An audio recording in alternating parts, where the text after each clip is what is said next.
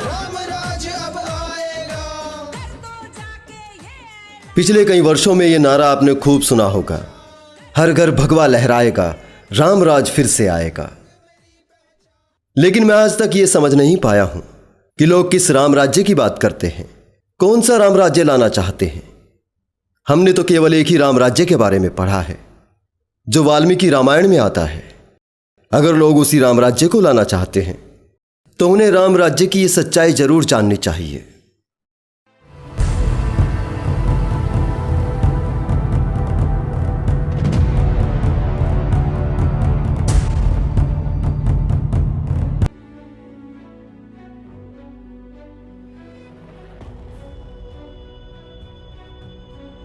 वाल्मीकि रामायण महाकाव्य में शासन व्यवस्था का वर्णन राजा राम से पहले राजा दशरथ के राज्य में आता है। तो पहले थोड़ी चर्चा राजा दशरथ के राज्य की करेंगे। रामायण का कथाकार लवकुश के मुख से रामायण की कथा कहलवाता है। लवकुश कहते हैं, ये सारी पृथ्वी पूर्व काल से प्रजापति मनु से लेकर अब तक जिस वंश के विजयशाली नरेशों के अधिकार में रही है, जिन्होंने समुद्रों को खुदवाया था और जिन्हें यात्रा काल में 60,000 पुत्र घेर कर चलते थे, वे महाप्रतापी राजा सगर जिनके कुल में उत्पन्न हुए, इन्हीं महात्मा राजाओं की कुल परंपरा में रामायण नाम से प्रसिद्ध इस महान ऐतिहासिक काव्य की अवतरणा हुई है।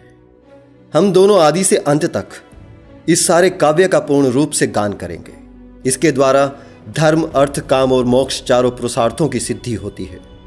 अतः आप लोग दोष दृष्टि का परित्याग कर इसका श्रवण करें, अर्थात रामायण में दोष ढूंढने की कोशिश ना करें। रामायण की शुरुआत ही हमें यह बताती है कि जिस वक्त रामायण की रचना हुई उस वक्त के लोगों को भूविज्ञान की समझ नहीं थी, लेकिन उन्होंने खुद के ब्रह्मज्ञानी होने की घोषणा की हुई थी, तो कुछ तो जवाब देना ही था। इसलिए उन्होंने धरती पर विशाल समुद्रों के बारे में लिख दिया कि राजा सगर के 60,000 पुत्रों ने इन्हें अपने हाथों से खोदा था। उन्हें नहीं पता था कि भविष्य में विज्ञान उनके झूठ की जड़ें खोद डालेगा। बहरहाल राज्य व्यवस्था की बात करते हैं। कौशल नाम से प्रसिद्ध एक बहुत बड़ा जनपद है जो सरयू नदी के किनारे बसा हुआ है। वो प्रचुर मात्रा में धन धान्य से संपन्न, सुखी और समृद्धशाली है। उसी जनपद में अयोध्या नाम की एक नगरी है जो समस्त लोकों में विख्यात है। उस पुरी को स्वयं महाराज मनु ने बनवाया और बसाया था। उस अयोध्यापुरी में रहकर राजा दशरथ प्रजा वर्ग का पालन करते थे। वे वेदों के विद्वान तथा सभी उपयोगी वस्तुओं का संग्रह करने वाले थे। उनके उत्तम नगर में निवास करने वाले सभी मनुष्य प्रसन्न, धर्मात्मा, बहुश्रुत, निर्लोभ, सत्यवादी तथा अपने अपने धन से संतुष्ट रहने वाले थे। वहां कहीं भी एक भी ऐसा द्विज नहीं था जो नास्तिक, असत्यवादी, अनेक शास्त्रों के ज्ञान से रहित, दूसरों के दोष ढूंढने वाला, साधन में असमर्थ और विद्याहीन हो। ब्राह्मण आदि चारों वर्णों के लोग देवता और अतिथियों के पूजक, कृतज्ञ, उदार, शूरवीर और पराक्रमी थे। उस श्रेष्ठ नगर में निवास करने वाले सब मनुष्य दीर्घायु तथा धर्म और सत्य का आश्रय लेने वाले थे। वे सदा क्षत्रिय पुत्र और पौत्र आदि परिवार के साथ सुख से रहते थे। क्षत्रिय ब्राह्मणों का मुंह जोते थे, वैश्य क्षत्रियों की आज्ञा का पालन करते थे और शूद्र अपने कर्तव्य का पालन करते हुए उपर्युक्त तीनों वर्णों की सेवा में संलग्न रहते थे। एक बार फिर से कहूंगा, क्षत्रिय ब्राह्मणों का मुंह जोते थे, वैश्य क्षत्रियों की आज्ञा का पालन करते थे और शूद्र अपने कर्तव्य का पालन करते हुए तीनों वर्णों की सेवा में संलग्न रहते थे। इसका अर्थ है राजा दशरथ के राज्य में जाति व्यवस्था का पूरी तरह से पालन किया जाता था और यही सब हमें राम राज्य की कल्पना में भी मिलता है। 14 वर्ष के वनवास के बाद श्री राम का राज्याभिषेक होता है। उनकी शासन व्यवस्था भी राजा दशरथ की तरह ही थी। उत्तरकांड 41वें सर्ग में कहा गया है, राघव आपके राज्य पर अभिषिक्त हुए 1 माह से अधिक हो गया है। तब से सभी लोग निरोग दिखाई देते हैं। बूढ़े प्राणियों के पास भी मृत्यु नहीं फटकती है। स्त्रियां बिना कष्ट सहे प्रसव करती हैं। सभी मनुष्यों के शरीर तंदुरुस्त दिखाई देते हैं। राजन पूर्ववासियों में बड़ा हर्ष छा रहा है। मेघ अमृत के समान जल गिराते हुए समय पर वर्षा करते हैं। हवा ऐसी चलती है कि इसका स्पर्श शीतल और सुखद जान पड़ता है। यही बात उत्तरकांड सर्ग 99 श्लोक 13 और 14 में कही गई है। श्री राम के राज्य में मेघ समय पर वर्षा करते थे। सदा सुकाल ही रहता था, कभी अकाल नहीं पड़ता था। संपूर्ण दिशाएं प्रसन्न दिखाई देती थी तथा नगर और जनपद स्वस्थ मनुष्यों से भरे रहते थे। श्री राम के शासन करते समय किसी की अकाल मृत्यु नहीं होती थी, प्राणियों को कोई रोग नहीं सताता था और संसार में कोई उपद्रव खड़ा नहीं होता था। आज हर एक विद्यार्थी जानता है कि वर्षा और सूखा ये किसी राजा की राज्य व्यवस्था के अधीन नहीं होते। पिता के रहते पुत्र नहीं मरते थे, ये भी किसी राज्य व्यवस्था का हिस्सा नहीं होता। इन बातों का किसी के राम राज्य से कोई संबंध नहीं है। इन बातों का संबंध सिर्फ एक ही बात से है, क्योंकि उस वक्त के लोग अपने वर्ण जाति के अनुसार अपने कर्तव्य का पालन करते थे। ब्राह्मण सबसे पूजनीय थे, क्षत्रिय उनकी सेवा करते थे, वैश्य दोनों की सेवा करते थे और शूद्र इन तीनों वर्णों की सेवा करते थे। इसलिए राम राज्य में कभी सूखा और अकाल नहीं पड़ता था, ना ही किसी की अकाल मृत्यु होती थी। अगर गलती से कोई शूद्र तपस्या कर ले या वेद मंत्र सुन ले, राम राज्य में अकाल पड़ जाता था। लोग अकाल मृत्यु को प्राप्त होने लगते थे, ब्राह्मणों के बच्चे मरने लगते थे। इस बात को उत्तरकांड के सर्ग 73 में आने वाली शंभूक हत्या की कथा से समझिए। इसी कथा से आपको राम राज्य की हकीकत भी समझ में आएगी। शत्रुघ्न को मथुरा भेजकर भगवान श्री राम भरत और लक्ष्मण दोनों भाइयों के साथ धर्मपूर्वक राज्य का पालन करते हुए बड़े सुख और आनंद से रहने लगे। कुछ दिनों के बाद उस जनपद में रहने वाला एक बूढ़ा ब्राह्मण अपने मरे हुए बालक का शव लेकर राजद्वार पर आया और दुख से व्याकुल होकर इस प्रकार विलाप करने लगा। मैंने पिछले जन्म में ऐसा कौन सा पाप किया था जिसके कारण आज मैं इन आंखों से अपने इकलौते बेटे की मृत्यु देख रहा हूं। बेटा, अभी तो तू बालक था, जवान भी नहीं होने पाया था, केवल 5000 दिन की ही तेरी अवस्था थी, तो भी तू मुझे दुख देने के लिए ऐसे में ही काल के गाल में चला गया है। श्री राम के राज्य में तो अकाल मृत्यु की ऐसी भयंकर घटना न तो पहले कभी देखी गई थी और न सुनने में आई थी।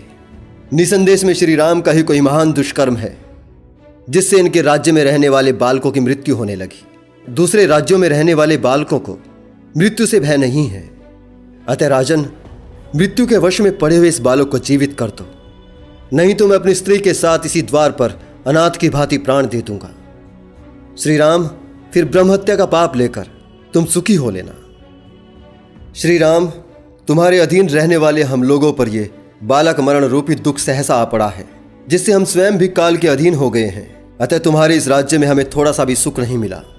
महात्मा इक्ष्वाकु वंशी नरेशों का ये राज्य अब अनाथ हो गया है। श्री राम को स्वामी के रूप में पाकर यहाँ बालकों की मृत्यु अटल है। राजा की गलती से जब प्रजा का विधिवत पालन नहीं होता, तभी प्रजा को ऐसी विपत्तियों का सामना करना पड़ता है।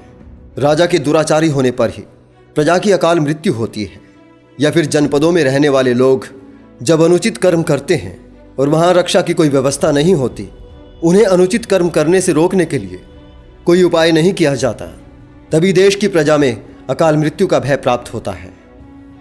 अतः यह स्पष्ट है कि नगर या राज्य में कहीं राजा से ही कोई अपराध हुआ होगा, तभी इस तरह बालक की मृत्यु हुई है, इसमें कोई शक नहीं है। आगे 74वें सर्ग में महाराज श्री राम ने उस ब्राह्मण का इस तरह दुख और शोक से भरा हुआ रुदन सुना और वो दुखी हो गए। उन्होंने अपने मंत्रियों को बुलाया तथा वशिष्ठ, वामदेव को और महाजनों सहित अपने भाइयों को भी आमंत्रित किया। इसके बाद वशिष्ठ के साथ 8 ब्राह्मणों ने राजसभा में प्रवेश किया। इन सब श्रेष्ठ ब्राह्मणों को उत्तम आसनों पर बैठाया गया। वहां पधारे हुए उन महर्षियों को उन्होंने हाथ जोड़कर प्रणाम किया और वे स्वयं भी अपने आसन पर बैठ गए। तब श्री राम ने उनसे सब बातें बताईं और कहा कि यह ब्राह्मण राजद्वार पर धरना दिए पड़ा है। ब्राह्मण के दुख से दुखी हुए श्री राम का यह वचन सुनकर नारद जी ने यह शुभ बात कही। राजन, जिस कारण इस बालक की अकाल मृत्यु हुई है वो मैं आपको बताता हूं, सुनिए। रघुकुल नंदन, मेरी बात सुनकर जो उचित कर्तव्य हो उसका पालन कीजिए। राजन, पहले सतयुग में केवल ब्राह्मण ही तपस्वी हुआ करते थे। महाराज, उस समय ब्राह्मण के अलावा कोई भी मनुष्य किसी तरह की तपस्या नहीं करता था। वो युग तपस्या के तेज से प्रकाशित था, उसमें ब्राह्मणों की ही प्रधानता थी। उस समय अज्ञान का वातावरण नहीं था, इसलिए उस युग में सभी मनुष्य अकाल मृत्यु से नहीं मरते थे, वे त्रिकालदर्शी होते थे। सतयुग के बाद त्रेता युग आया, इसमें क्षत्रियों की प्रधानता हुई। और वे क्षत्रिय भी उसी प्रकार की तपस्या करने लगे। परंतु त्रेता युग में जो महात्मा पुरुष हैं, उनकी अपेक्षा सतयुग के लोग तप और पराक्रम की दृष्टि से ज्यादा अच्छे थे। इस प्रकार दोनों युगों में से जहां ब्राह्मण सबसे ऊपर था और क्षत्रिय नीचे था, वहां त्रेता युग में ये समान शक्तिशाली हो गए। तब मनु ने एक की अपेक्षा दूसरे में कोई भेद न देखकर सर्वलोक सम्मत चातुर्वर्ण की व्यवस्था की स्थापना की। त्रेता युग वर्णाश्रम धर्म प्रधान है। वो धर्म के प्रकाश से प्रकाशित होता है। वो धर्म में बाधा डालने वाले पाप से रहित है। इस युग में अधर्म ने भूतल पर अपना एक पैर रखा है। अधर्म से युक्त होने के कारण यहां लोगों का तेज धीरे धीरे घटता जाएगा। इस प्रकार त्रेता युग में सत्य युग की अपेक्षा आयु कम हो गई है। अतः पृथ्वी पर अधर्म के इस अनृत रूपी चरण के पड़ने पर सत्य धर्म परायण पुरुष उस अनृत के कुपरिणामों से बचने के लिए शुभ कर्मों का ही आचरण करते हैं। तथापि त्रेता युग में जो ब्राह्मण और क्षत्रिय हैं, वे ही सब तपस्या करते हैं। अन्य वर्ण के लोग सेवा कार्य किया करते हैं। उन चारों वर्णों में से वैश्य और शूद्र को सेवा रूपी धर्म स्वधर्म के रूप में प्राप्त हुआ। शूद्र सब वर्णों की विशेष रूप से पूजा आदर सत्कार करने लगे। इसी बीच में जब त्रेता युग का अवसान होता है और वैश्यों तथा शूद्रों को अधर्म के एक रूप में किसी पद की प्राप्ति होने लगती है, तब पूर्व वर्ण वाले ब्राह्मण और क्षत्रिय फिर हीनता को प्राप्त होने लगते हैं। राजन, द्वापर में शूद्र का तपस्या करना महान अधर्म माना गया है। फिर त्रेता के लिए तो कहना ही क्या। महाराज, निश्चय ही आपके राज्य की किसी सीमा पर कोई खोटी बुद्धि वाला शूद्र महान तपस्या कर रहा है। उसी के कारण इस बालक की मृत्यु हुई है। जो कोई भी दुर्बुद्धि मानव जिस किसी भी राजा के राज्य में अधर्म का काम करता है, उसका वो कार्य उस राज्य की दरिद्रता का कारण बन जाता है और वो राजा शीघ्र ही नरक में पड़ता है। इसमें कोई संशय नहीं है। अतः आप अपने राज्य में खोज कीजिए और जहां कोई दुष्कर्मी दिखाई दे, वहां उसको रोकने का प्रयत्न कीजिए। नर श्रेष्ठ, ऐसा करने से धर्म की वृद्धि होगी और मनुष्यों की आयु बढ़ेगी। साथ ही इस बालक को भी नया जीवन प्राप्त होगा। नारद जी के ये अमृतमय वचन सुनकर श्री रामचंद्र जी को अपार आनंद प्राप्त हुआ और उन्होंने लक्ष्मण जी से इस प्रकार कहा, जाओ, उत्तम व्रत का पालन करने वाले इन द्विज श्रेष्ठ को सांत्वना दो और इनके बालक का शरीर उत्तम गंध और सुगंध से युक्त तेल से भरी हुई नाव में डुबाकर रख दो और ऐसी व्यवस्था कर दो जिससे बालक का शरीर विकृत या नष्ट न होने पाए। लक्ष्मण को ऐसा संदेश दे महायशस्वी श्री राम जी ने मन ही मन पुष्पक विमान का चिंतन किया और कहा, आ जाओ। श्री रामचंद्र जी का अभिप्राय समझकर स्वर्ण भूषित पुष्पक विमान एक ही मुहूर्त में उनके पास आ गया। पुष्पक विमान नतमस्तक हो बोला, नरेश्वर, ये रहा मैं। महाबाहो, मैं सदा आपके अधीन रहने वाला हूं और आपकी सेवा के लिए उपस्थित हुआ हूं। पुष्पक विमान का ये मनोहर वचन सुनकर महाराज श्री राम महर्षियों को प्रणाम करके उस विमान पर आरूढ़ हो गए। उन्होंने धनुष बाणों से भरे हुए 2 तरकश और एक चमचमाती हुई तलवार अपने हाथ में ली और लक्ष्मण तथा भरत इन दोनों भाइयों को नगर की रक्षा में नियुक्त कर वहां से प्रस्थान किया। श्रीमान राम पहले तो इधर उधर खोजते हुए पश्चिम दिशा की ओर गए, फिर हिमालय से घिरी उत्तर दिशा में जा पहुंचे। जब उन दोनों दिशाओं में कहीं भी थोड़ा सा भी दुष्कर्म दिखाई नहीं दिया, तब नरेश्वर श्री राम ने समूची पूर्व दिशा का निरीक्षण किया। पुष्पक विमान पर बैठे हुए राजा श्री राम ने वहां भी शुद्ध सदाचार का पालन होता देखा। तब रघुनाथ जी दक्षिण दिशा की ओर गए और वहां शैवल पर्वत के उत्तर भाग में उन्हें एक महान सरोवर दिखाई दिया। उस सरोवर के तट पर एक तपस्वी बड़ी भारी तपस्या कर रहा था। रघुनंदन श्री राम ने उसे देखा। देखकर राजा रघुनाथ जी तपस्या करने वाले उस तपस्वी के पास आए और बोले, उत्तम व्रत का पालन करने वाले तापस, तुम धन्य हो। तपस्या में बड़े चढ़े पराक्रमी पुरुष, तुम किस जाति में उत्पन्न हुए हो? मैं दशरथ कुमार राम तुम्हारा परिचय जानना चाहता हूं। तुम्हें किस वस्तु को पाने की इच्छा है? तपस्या के द्वारा संतुष्ट हुए इष्ट देवताओं से वर के रूप में तुम क्या पाना चाहते हो? स्वर्ग या दूसरी कोई वस्तु? कौन सा ऐसा पदार्थ है जिसके लिए तुम ऐसी कठोर तपस्या करते हो, जो दूसरों के लिए बहुत मुश्किल है? तापस, जिस वस्तु के लिए तुम तपस्या में लगे हुए हो उसे मैं सुनना चाहता हूं। इसके सिवा यह भी बताओ कि तुम ब्राह्मण हो या दुर्जय क्षत्रिय हो, तीसरे वर्ण के वैश्य हो या शूद्र हो, ठीक ठीक बताना। श्री राम के इस प्रकार से पूछने पर नीचे सिर किए लटके हुए उस तपस्वी ने दशरथ नंदन श्री राम को अपनी जाति का परिचय दिया और जिस उद्देश्य से उसने तपस्या के लिए प्रयास किया था वो भी बताया।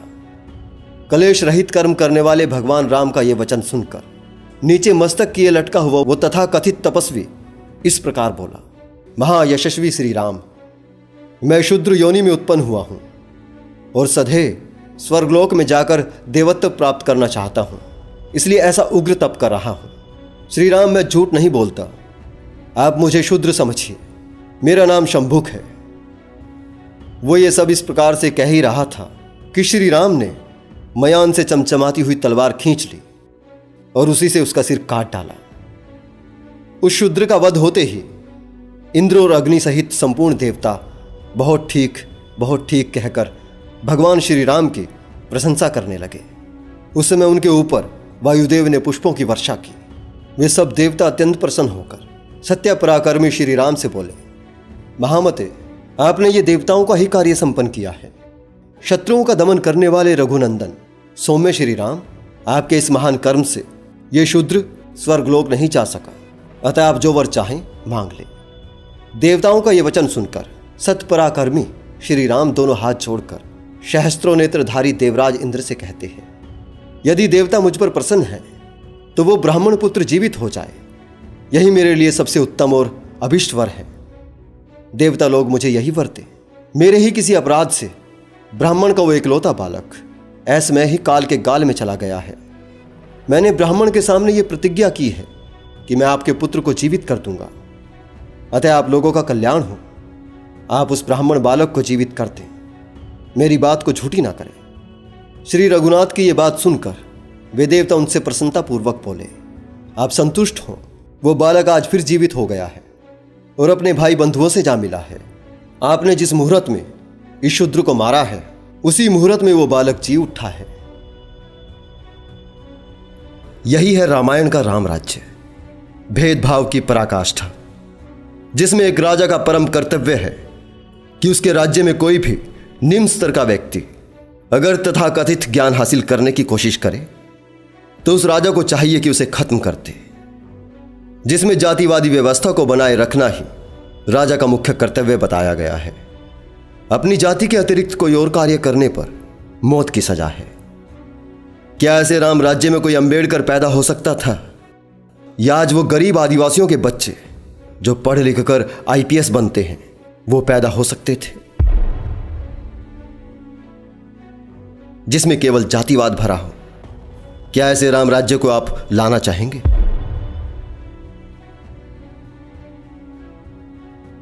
कुछ धर्म के जानकार कहते हैं रामायण में उत्तरकांड बाद में जोड़ा गया है।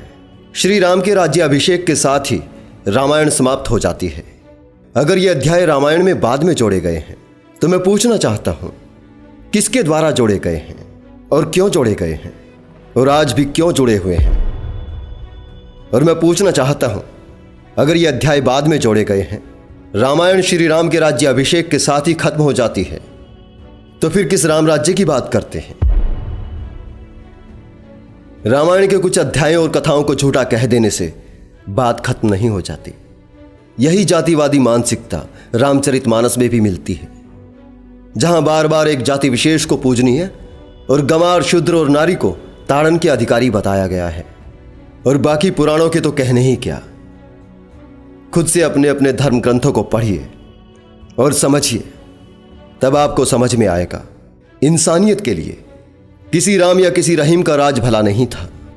इंसानियत के लिए केवल इंसानियत का राज्य भला हो सकता है, जिसमें जातिवादी मानसिकता ना हो, जहां सब इंसानों को बराबर अधिकार हो, जहां धर्मों की जहालत भरी बातों का प्रचार ना हो, जहां मानवता के सर पर तर्कशीलता का ताज हो। ऐसा राज ही इंसानों के लिए भला हो सकता है। ऐसा राज चलाने की कोशिश कीजिए। अभी के लिए इतना ही दोस्तों, जल्दी ही मिलता हूं किसी और वीडियो के साथ। मेरे साथ इस वीडियो के अंत तक बने रहने के लिए आपका बहुत बहुत धन्यवाद।